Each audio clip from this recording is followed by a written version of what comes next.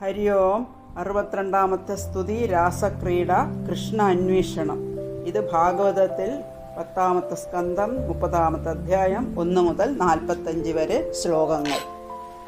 പ്രതീക്ഷിച്ച വിധം ഭഗവാനിൽ നിന്ന് ആനന്ദം ലഭിച്ചതോടെ ഗോപികമാർക്ക് സ്വസൗഭാഗ്യ അഭിമാനം ഉദിച്ചു തുടങ്ങി. തന്നോടാണ് കൃഷ്ണൻ ഏറെ പ്രിയമെന്ന് ഓരോ ഗോപിയും കരുതി. ഈ അഭിമാനം കളഞ്ഞ് അവരുടെ ഹൃദയത്തിൽ പ്രസാദം വർദ്ധിപ്പിക്കണമെന്ന് ഭഗവാൻ നിശ്ചയിച്ചു.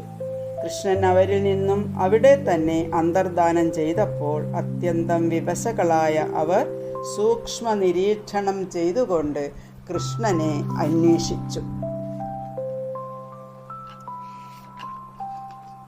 ശ്രീശുക ഉവാച അന്തർഹിതേ ഭഗവതി സഹസൈവ വൃജാംഗന അതപ്യംസ്തമചക്ഷാണകരിണ്യൈവ യൂഥപം ഗത്യാനുരാഗസ്മിത വിഭ്രമേക്ഷിതൈ മനോരമാലാപവിഹാര വിഭ്രമേ ആക്ഷിപ്തചിത്താ പ്രമദാരമാപദേ സ്ഥാവിചേഷ്ടാ ജഗൃസ്തദാത്മിക ഗതിസ്മിത പ്രേക്ഷണ ഭാഷണാദിഷു പ്രിയാ പ്രിയസ്യ പ്രതിരൂഢമൂർത്തയ അസാവഹന്ത്യുത്യബലാസ്തദാത്മികാ ന്യവേദിഷു കൃഷ്ണവിഹാര വിഭ്രമ ഗായന്ത്യ ഉച്ചൈരമുമേത സംഹതാ വിചിക്കുരുന്മത്തക വദനാദ്വനം പപ്രച്ഛുരാകാശവദന്തരം ബഹിർഭൂതേഷു സന്തം പുരുഷം വനസ്പതേൻ ദൃഷ്ടോവ കച്ചിദശ്വത്ഥാ പ്ലക്ഷജ്ഞഗ്രോദനോ മനഃ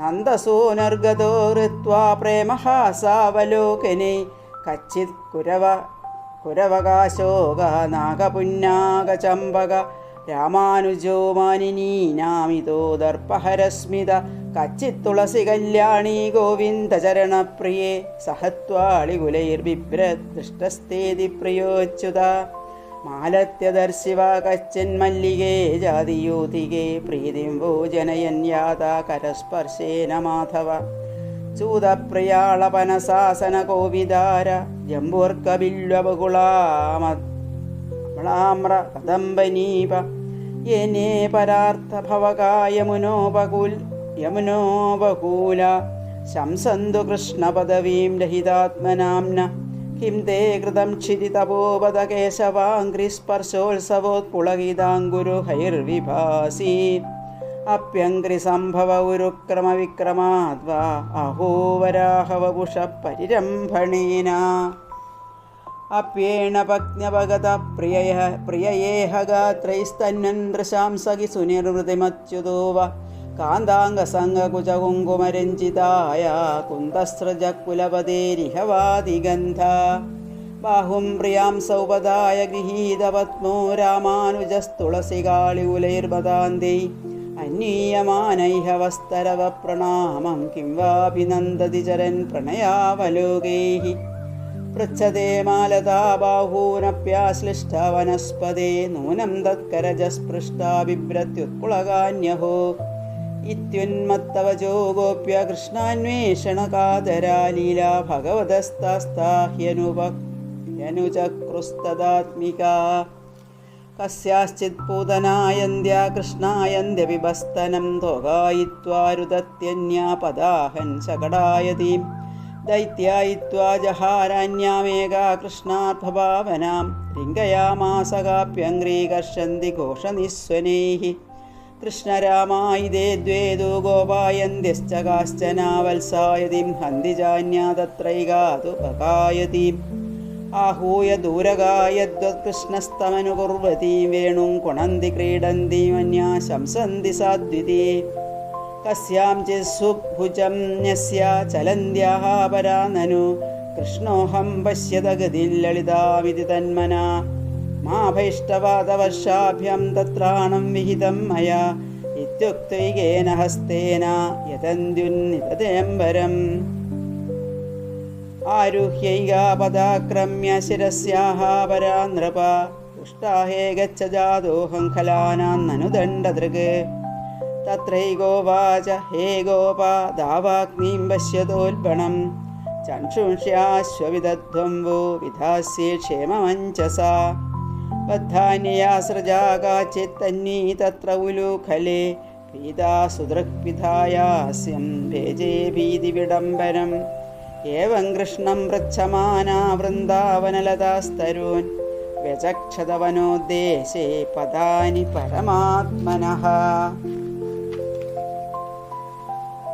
പദാനി വ്യക്തമേതാനി നന്ദസൂനോർമഹാത്മനഃ ലക്ഷ്യന്തേ ഹി ദ്വജാംഭോജാ വജ്രാങ്കുശയവാദിഭിः തൈസ്തൈ പദൈസ്തത്പദവീമന്വിച്ഛന്ത്യോഗ്രതോ ബലാ മധ്വാ പദൈ സുപൃക്താനി വിലോക്യാർത്താ സമബ്രുവൻ കസ്യാപദാനി ചൈതാനി യാതായ നന്ദസൂനുനാ അംസന്യസ്തപ്രകോഷ്ഠായ കരേണോ കരിണായഥ അനയാരാധിതോ നൂനം ഭഗവാൻ ഹരിരീശ്വരഃ എന്നോ വിഹായ ഗോവിന്ദ പ്രീതോ യാമനയദ്യഃ ധന്യ അഹോ അമീയാള്യോ ഗോവിന്ദാഗ്രബ്ചരേണവഃ യാൻ ബ്രഹ്മേശോ രമാദേവി ചതുർമൂർധന്യഹനുത്തയേ തസ്യാമൂനിനക്ഷോഭം കുർവന്ത്യുച്ചൈപദാനി യത് യൈകാപഹൃത്യ ഗോപീനാരഹോ ഭുങ്ക്തേച്യുതാദരം ലക്ഷ്യന്തേ പദാന്യത്ര തസ്യാ നൂനം തൃണാങ്കുരൈഃ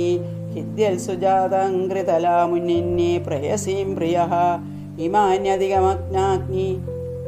ഇമാന്യധികമഗ്നാനി പദാനി വഹദോ വധും ഗോപ്യ പശ്യത കൃഷ്ണസ്യ ഭാരാക്രാന്തസ്യ കാമിനഃ അത്രാവരോപിതാ കാന്താ പുഷ്പഹേതോർമഹാത്മന അത്ര പ്രസൂനാപജയാ പ്രിയാർത്ഥേ പ്രേയസാ കൃതഃ പ്രപദാക്രമണേ യേതേ പശ്യതാ സകലേ പദേ കേശപ്രസാദനന്ദോത്ര കാമിന്യാ കാമിനാ കൃതം താനി ചൂടയതാ കാന്ത ഉപവിഷ്ടമിഹ ധ്രുവം രേമേതയാ ചാത്മരതാത്മാ രാമോപ്യഖണ്ഡിതാ കാമിനാം ദർശയൻ ദൈന്യസ്ത്രീണാം ജൈവ ദുരാത്മതാ ഇത്യേവം ദർശയന്ത്യസ്താശേരുർഗോപ്യോ വിചേതസഃ യാം ഗോപീമനയത് കൃഷ്ണോ വിഹായാന്യസ്ത്രിയോ വനെ സാ ച മേനേ തദാത്മാനം വരിഷ്ഠം സർവയോഷിതാം ഹിത്വാ ഗോപികാമയാ നാമാമസോ ഭജതേ പ്രിയഃ തതോ ഗത്വാ വനോദ്ദേശം തൃപ്താ കേശവമബ്രവീത് ന പാരേഹം ചലിതും നരമാം യത്ര തേ മനഃ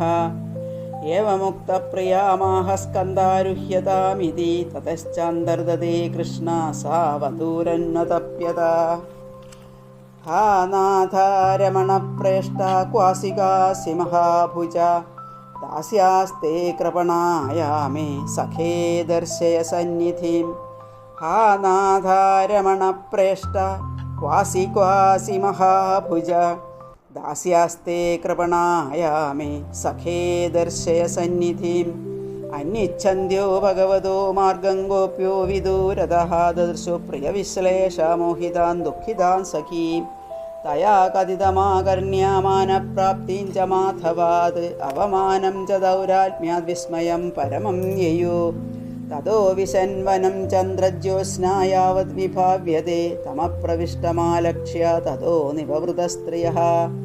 തന്മനസ്കാസ്തദാലാപാസ്തദ്വിചേഷ്ടാസ്തദാത്മിക തദ്ഗുണാനേവ ഗായന്ത്യോനാത്മാകാരാണി സസ്മരുഃ പുനഃ പുളിനമാഗത്യ കാളിന്ദ്യ കൃഷ്ണഭാവനാഃ സമവേദ ജഗുകൃഷ്ണ തദാഗമനകാംക്ഷിതാഃ.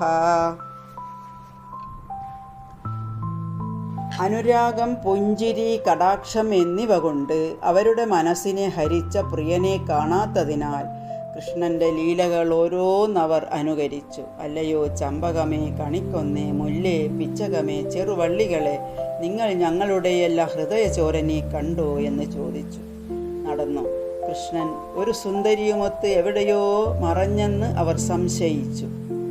പൂതനയായും ദാനവനായും സങ്കൽപ്പിച്ച് ഓരോരുത്തർ അവർക്ക് തോന്നിയ പോലെ അഭിനയിച്ചു. ഒരുത്തി ഗോവർദ്ധനം പൊക്കുന്ന ഭാവത്തിൽ തൻ്റെ ഉത്തരീയം പൊക്കി പിടിച്ചുകൊണ്ടു നിന്നു. ഇങ്ങനെ കൃഷ്ണന്റെ പ്രവൃത്തികളെല്ലാം അവർ അനുകരിച്ചു. അങ്ങനെയെല്ലാം മറന്ന് ഭഗവത്സ്മരണ മാത്രമായി അവർക്ക്. കുറച്ച് നടന്നപ്പോൾ ഭൂമിയിൽ ഭഗവാന്റെ പാദചിഹ്നം കണ്ടു. വജ്രം, അങ്കുശം, യവം തുടങ്ങിയ ചിഹ്നങ്ങളോടുകൂടിയ പാദരേണുക്കൾ അവർ എടുത്തു ശിരസ്സിലണിഞ്ഞു. അതിനടുത്തായി ഒരു ഗോപികയുടെ പാദചിഹ്നവും കണ്ടു. അഹങ്കാരമില്ലാത്തവളും അതിപ്രിയയുമായ അവളോടുകൂടി ഭഗവാൻ പല ക്രീഡകളും ചെയ്തിട്ടുണ്ടാവും എന്നു കരുതി അവർ ദുഃഖിച്ചു. മടിയിലിരുത്തിയും പൂമാല ചൂടിച്ചു അണിയിച്ചും പലവിധത്തിൽ തന്നെ മാത്രം ലാളിക്കുന്നത് കണ്ടപ്പോൾ ആ ഗോപികക്കും സ്വല്പം അഹങ്കാരം വന്നു. കൃഷ്ണ, എനിക്ക് നടക്കാൻ വയ്യ, എന്നെ ഒന്ന് എടുക്കൂ എന്ന് ആ ഗോപിക പറഞ്ഞപ്പോൾ എൻ്റെ തോളിൽ കയറുക എന്ന് പറഞ്ഞ് കൃഷ്ണൻ കുനിഞ്ഞിരുന്നു. അവൾ നോക്കിയപ്പോൾ പിന്നെ കൃഷ്ണനെ കണ്ടതേയില്ല. ആ ഗോപിക തളർന്നു വീണ് കേണു തുടങ്ങി. ഹാ നാഥ രമണപ്രേഷ്ഠ ക്വാസി ക്വാസി മഹാഭുജ ദാസ്യാസ്തേ കൃപണായാമേ സഖേ ദർശയ സന്നിധീം എന്ന് നിലവിളിച്ചു.